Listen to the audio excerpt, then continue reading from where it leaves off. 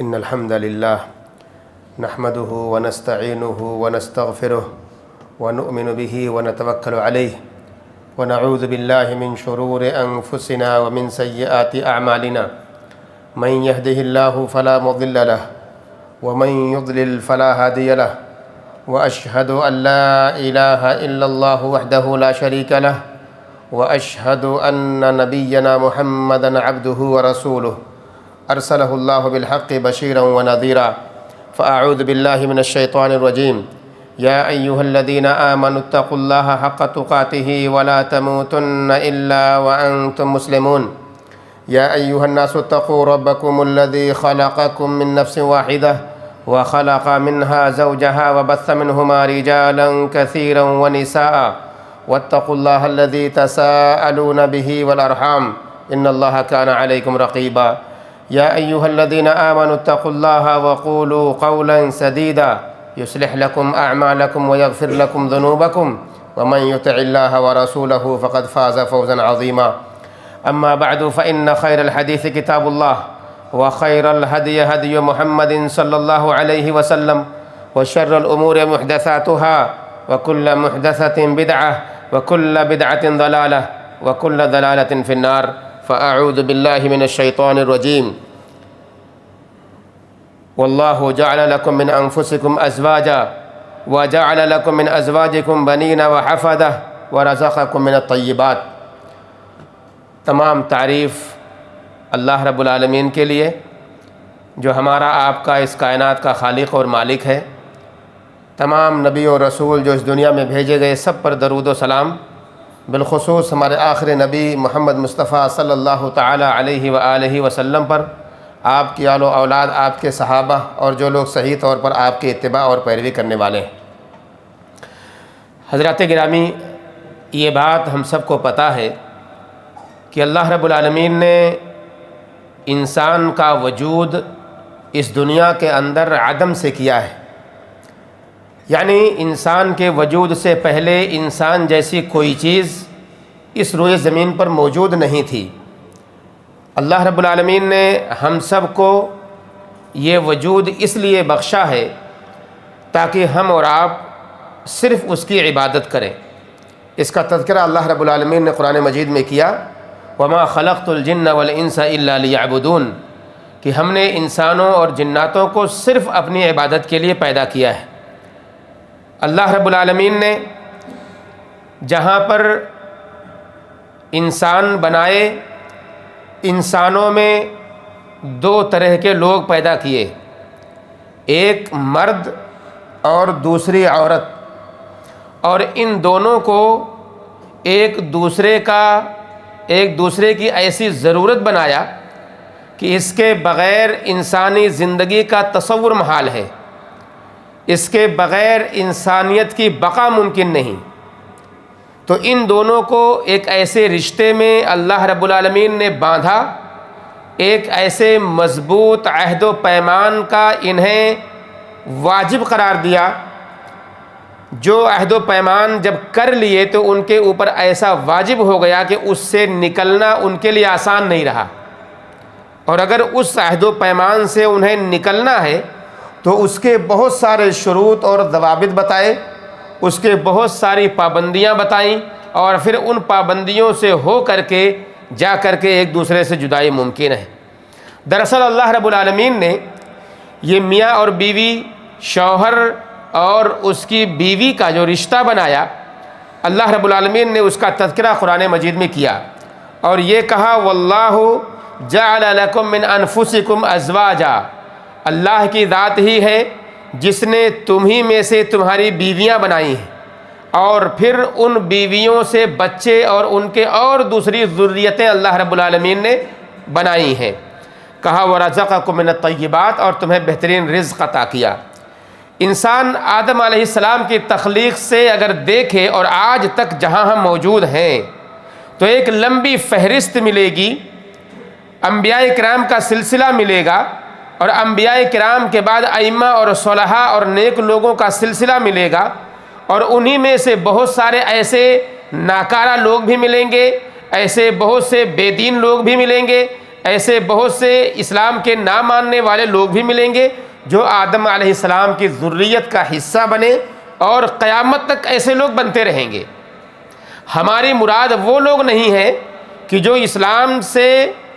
دور ہیں، ہماری مراد وہ لوگ ہیں جو اسلام کے ماننے والے ہیں، کیونکہ ہمیں اور آپ کو اسلام کا پابند بنایا گیا، شریعت کا پابند بنایا گیا، شریعت پر چلنے کے لیے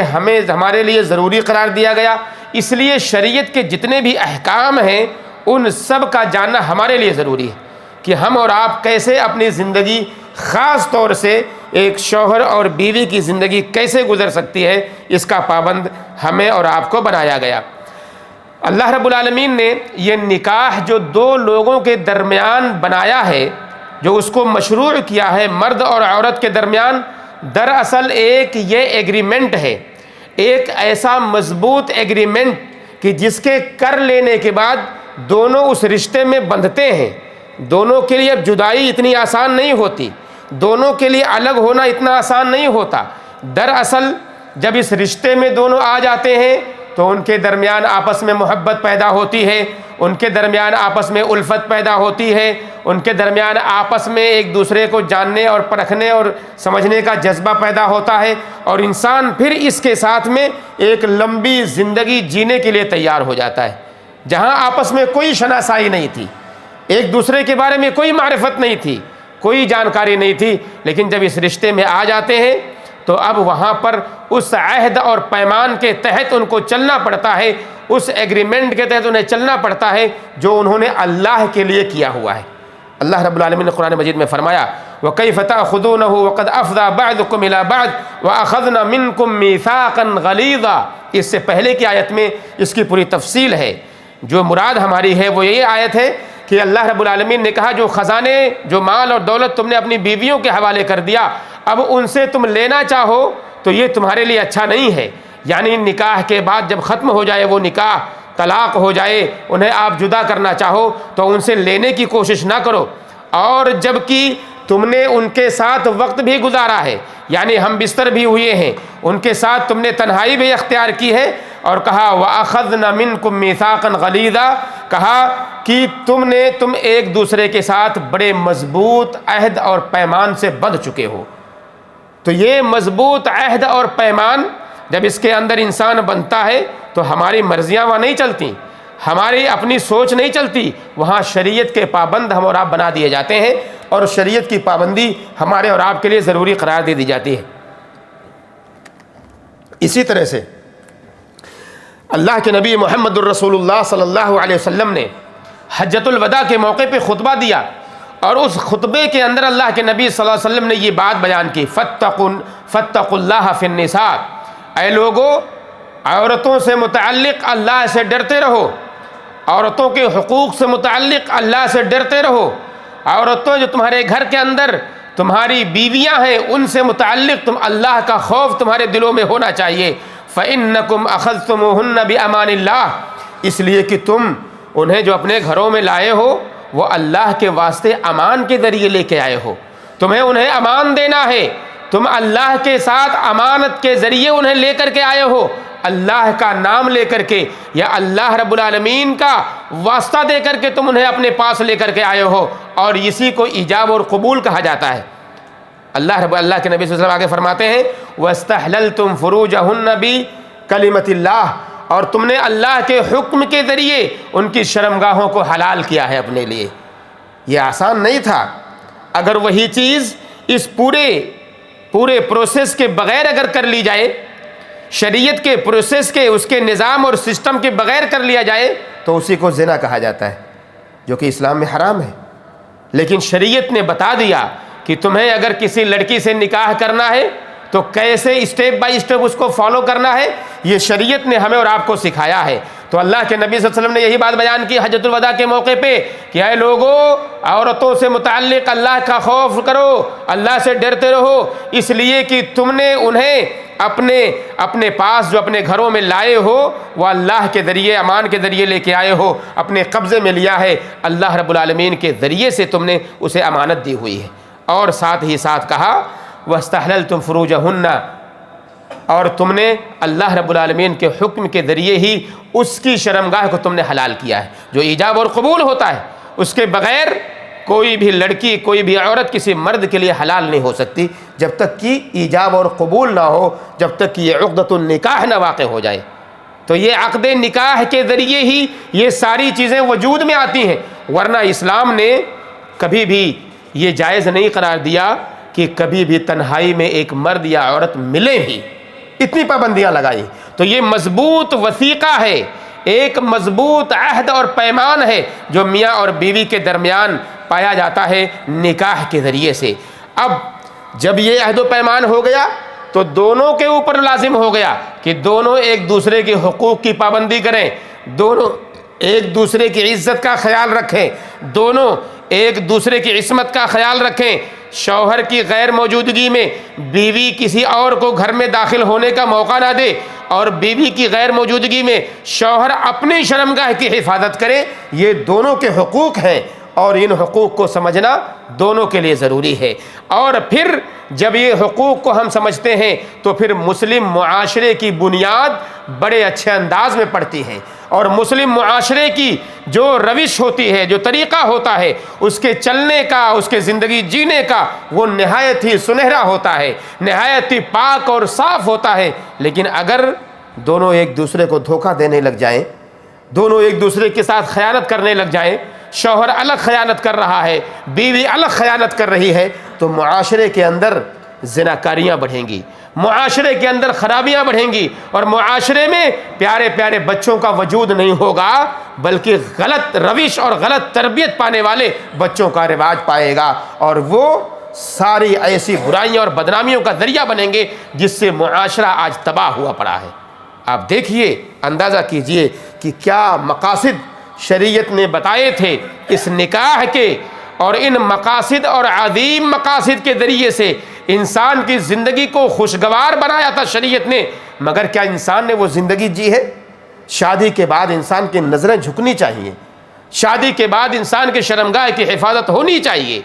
انسان کی نظریں جھک رہی ہیں، انسان کی شرمگاہ کی حفاظت ہو رہی ہے، اس کا اندازہ ہمیں سب کو اپنے گریبان میں جھانک کر دیکھنا چاہیے، مرد ہو یا عورتیں ہوں۔ ہم یہ نہ سوچیں کہ شرمگاہ کی حفاظت صرف ایک ہی ذریعے سے ہو سکتی ہے کہ ہم نے زندگی میں زنا نہیں کیا ہے، اور بھی طریقے ہیں جس سے کر کے ہم اور آپ اس عہد و پیمان کو خیانت میں تبدیل کرتے ہیں۔ یہ نظریں جو ہوتی ہیں انسان کے لیے زنا کا کام کرتی ہیں، غیر محرم پر پڑنے والی یہ نظریں بھی زنا کا کام کرتی ہیں۔ اب بتائیے ہم میں سے کتنے لوگ ہوں گے جنہوں نے ان نگاہوں کی حفاظت کی ہوگی، جنہوں نے ان نگاہوں کے اندر خیانت نہیں کی ہوگی؟ آپ اس کو سمجھیے، ہم اس کو سمجھیں اور جانیں ہم میں سے ایسے کتنے لوگ ہیں۔ اللہ رب العالمین نے دراصل جو اہم مقصد بتایا تھا شادی اور نکاح کا، وہ مقصد یہ تھا کہ دو لوگ آپس میں جب ملیں تو ان کے درمیان الفت اور محبت پیدا ہو، ان کے درمیان مودت پیدا ہو، یکتائی پیدا ہو، ایک سوئی ان کے اندر آئے، ان کے درمیان ایک دوسرے کے لیے جینے کا جذبہ پیدا ہو۔ اللہ رب العالمین نے فرمایا وَمِنْ آيَاتِهِ أَنْ خَلَقَ لَكُم مِّنْ أَنفُسِكُمْ أَزْوَاجًا لِتَسْكُنُوا إِلَيْهَا وَجَعَلَ بَيْنَكُمْ مَوَدَّةً وَرَحْمَةً۔ اللہ کی نشانیوں میں سے ہے کہ اس نے تمہیں میں سے تمہاری بیویاں بنائی ہیں، اور کہا تاکہ تم ان کے قریب جا کر کے سکون حاصل کرو، اور تمہارے درمیان آپس میں محبت پیدا کی، آپس میں الفت پیدا کی، آپس میں رحمت پیدا کی اللہ رب العالمین نے۔ اور اسی طرح سے اللہ رب العالمین نے اس دونوں علاقت زوجین کو لباس سے تعبیر کیا ہے قرآن مجید میں۔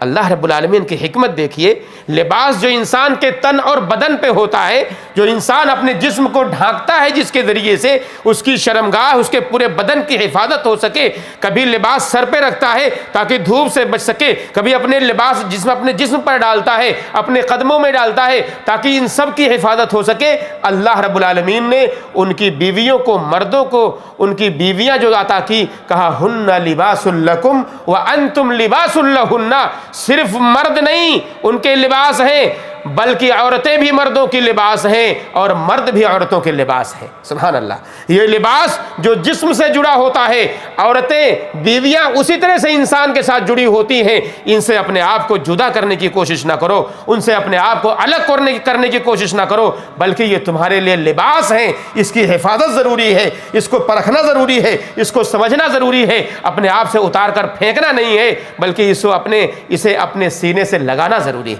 اپنے جسم سے لگانا ضروری ہے۔ اور یہ دونوں کے لیے اللہ رب العالمین نے بیان کیا تاکہ انسان یہ جو اس کے لیے عہد و پیمان کیا ہے، اس کے لیے جو اس نے ذمہ داریاں عطا کی ہیں، وہ ذمہ داریوں کو سمجھ سکے، اور جب وہ سمجھے گا ان ذمہ داریوں کو تو یقینی طور پر اس رشتے کو مضبوط کرنے کی کوشش کرے گا، اس سے اپنے آپ کو دور کرنے کی کوشش نہیں، بلکہ اس کے جو شروط ہیں، اس کے جو واجبات اور حقوق ہیں، اس کو ادا کرنے کی کوشش کرے گا۔ اللہ کے نبی محمد الرسول اللہ صلی اللہ علیہ وسلم کی حدیث آتی ہے، حدیث میں آپ صلی اللہ علیہ وسلم نے فرمایا، کہا ان حق الشروط ان یوفى بها ما استحللتم به فروج۔ اس دنیا کے اندر انسان کے بہت سارے حقوق ہوتے ہیں اور بہت ساری پابندیوں میں انسان بندھتا ہے، مگر کہا سب سے اہم شروط جس کی ادائیگی بہت ہی زیادہ ضروری ہے وہ یہ ہے کہ تم ان شروط کو ادا کرو یا پورا کرو جس کے ذریعے تم نے ان کی شرمگاہ کو حلال کیا ہے۔ تو یہ عورتوں کے حقوق ہیں جو ہم نے ان کے اوپر، ان کے شروط جو ہم نے، ہمارے پابندیاں ہمیں شریعت نے لگائی ہیں، ان کے تعلق سے اس کو ادا کرنا انتہائی ضروری ہے ہمارے اور آپ کے لیے۔ اس لیے مسلمانوں، یہ اللہ رب العالمین نے جو عقدۃ النکاح یا نکاح جیسی عظیم شے، یہ عہد و میثاق ہمیں اور آپ کو عطا کیا ہے، اس سے پہلے تمہیدی طور پر ہمیں کچھ ایسی باتیں بتائی ہیں کہ وہاں تک پہنچنے کے لیے ایک بنیادی چیز ہے جسے معاشرے کے اندر منگنی کہا جاتا ہے، عربی میں اسے خطبہ کہا جاتا ہے۔ اس سے گزرنا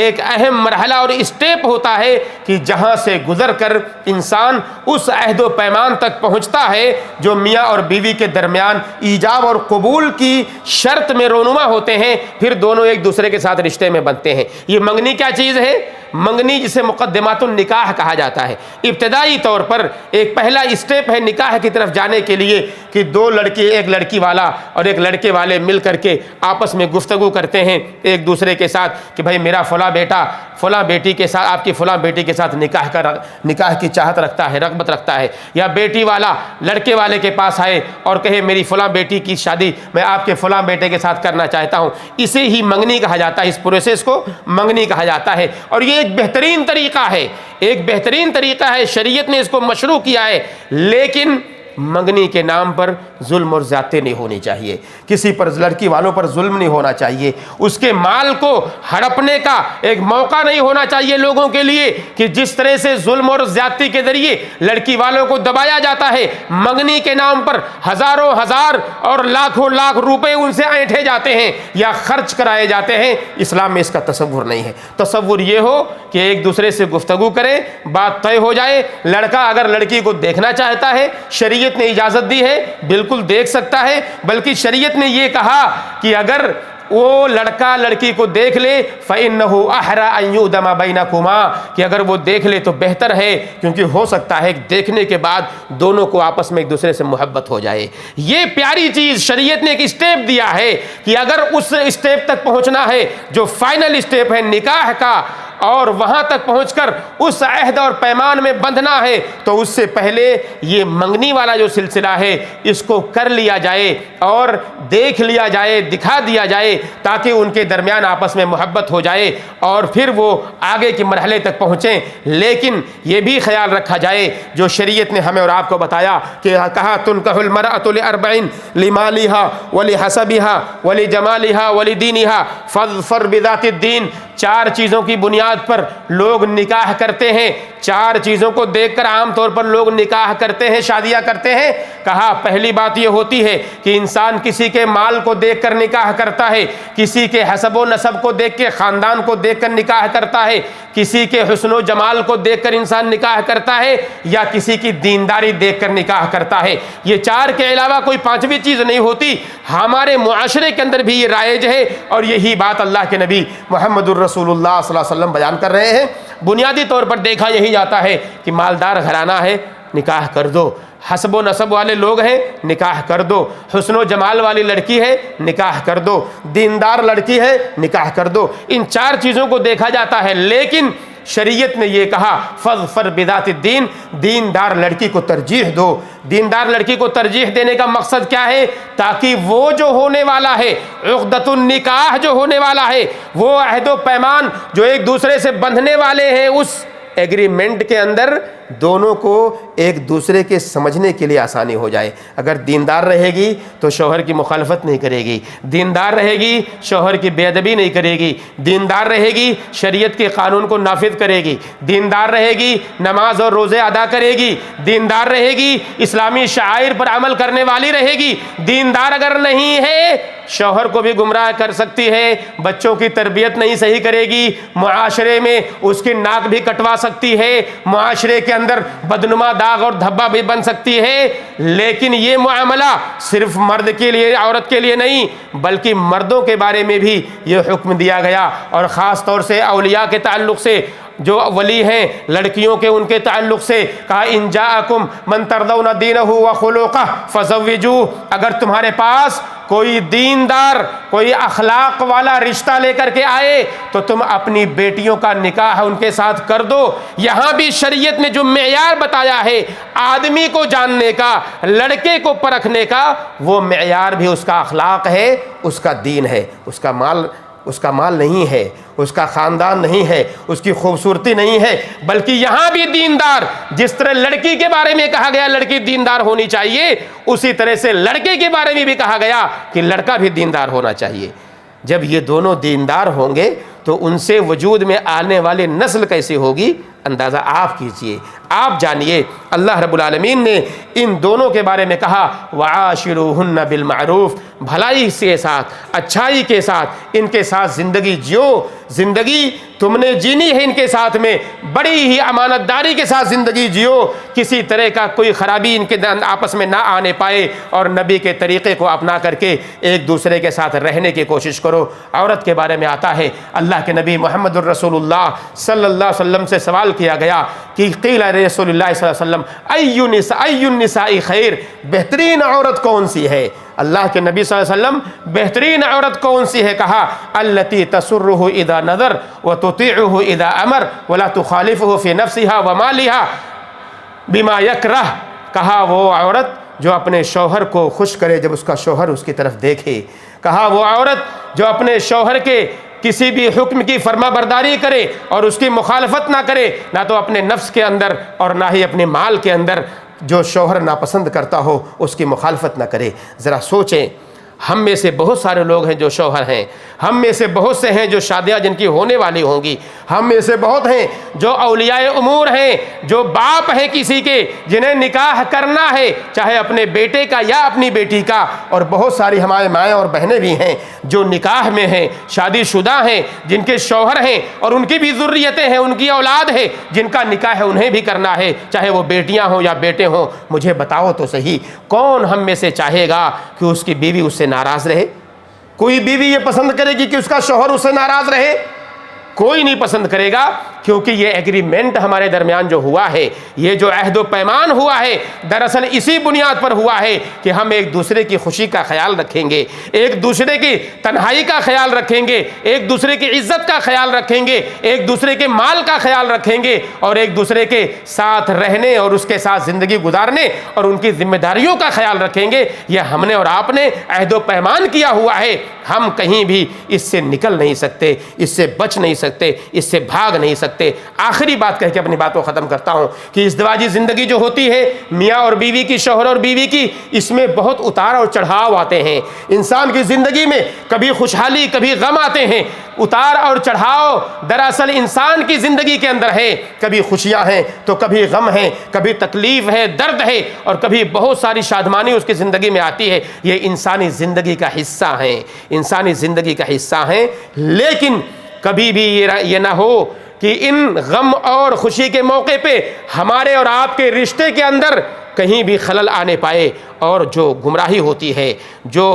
رشتوں میں کڑواہٹ ہوتی ہے، عام طور پر سب سے بنیادی سبب ہوتا ہے شکوک اور شبہات۔ شکوک اور شبہات کی بنیاد پر یہ رشتے جو بنتے ہیں یہ ٹوٹنے لگتے ہیں. اور یہ شکوک اور شبہات ڈالنے والا کون ہے؟ ایک ہی دشمن ہمارا اور آپ کا جو کھلا ہوا دشمن ہے وہ ہے شیطان.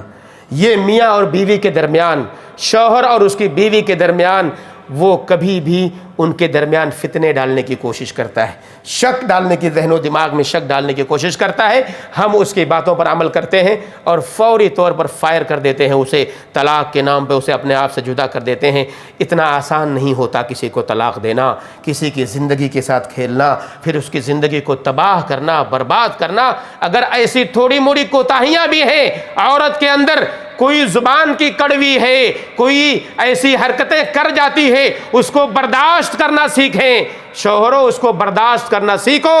اور ہماری وہ بہنیں جو اپنے شوہروں کی بعض حرکتوں سے پریشان ہوتی ہیں، آپ بھی برداشت کرنا سیکھیں. اسی کا نام ازدواجی زندگی ہے، اور اسی کا نام یہ عقدۃ النکاح اور عہد و پیمان میں بندھنا ہے، ورنہ جدائیاں ہو جائیں گی. اللہ کے نبی محمد الرسول اللہ صلی اللہ علیہ وسلم کی حدیث آتی ہے، بیان کرتے ہیں، لا یفرق مؤمن مؤمنۃ،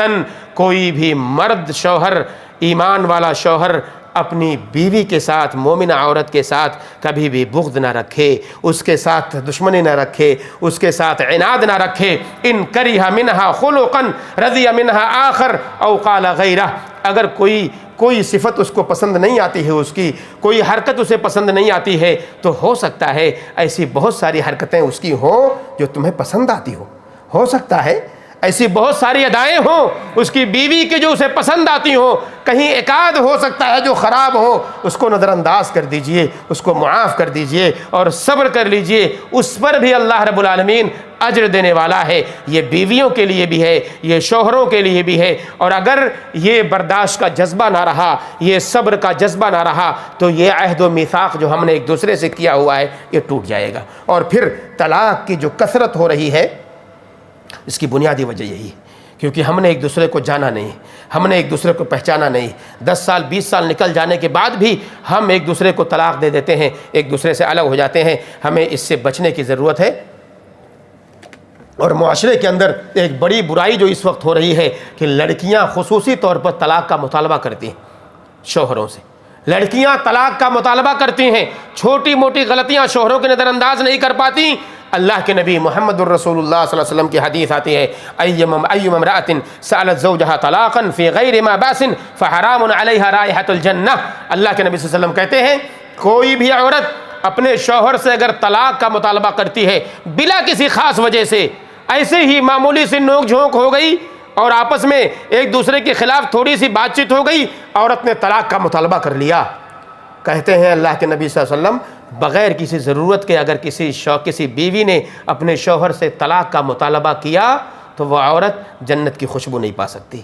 معمولی بات نہیں میرے بھائیوں. اس لیے صبر ہمیں بھی کرنا ہے شوہروں کو، اور صبر ان بیویوں کو بھی کرنا ہے جو اپنے شوہروں کو برداشت کرتی ہیں. بہت ساری حرکتیں ان کی بھی غلط ہوتی ہیں. اس لیے مسلمانوں، یہ جو عہد و پیمان ہم نے آپس میں کیا ہوا ہے، اللہ رب العالمین سے دعا کریں کہ اللہ رب العالمین اس عہد و پیمان کے اندر مضبوطی پیدا کرے. اے اللہ اس عہد و پیمان کے اندر مضبوطی پیدا کر. اے اللہ ہمارے درمیان آپس میں محبت پیدا کر. اے اللہ شوہر اور بیویوں کے درمیان آپس میں الفت اور محبت پیدا کر دے. اے اللہ دونوں سے ہونے والی ذریت کو نیک اور صالح بنا. اے اللہ ہم سے پیدا ہونے والی ذریتوں کو نیک اور صالح بنا. اے اللہ قیامت تک آنے والے سارے مسلمانوں کی حفاظت فرما. اے اللہ جو اولاد، جو بچے ہم سب سے پیدا ہو رہے ہیں وہ نیک اور صالح ہوں اور اس قوم اور اس ملک اور ملت کے معمار بنے. اے اللہ انہیں توفیق دے. ہمارے بچوں کی حفاظت فرما، ہماری بچیوں کی حفاظت فرما، ہمارے ایمان کی حفاظت فرما، ہمارے عقیدے کی حفاظت فرما، ہمارے اعمال کی حفاظت فرما. ہم سب کو نیک عمل کی توفیق دے. جب تک زندہ رکھ اسلام پر خاتمہ ہو تو ایمان پر ہو. آمین رب العالمین. وصلی اللہ وسلم علی نبینا محمد وعلی آلہ وصحبہ اجمعین.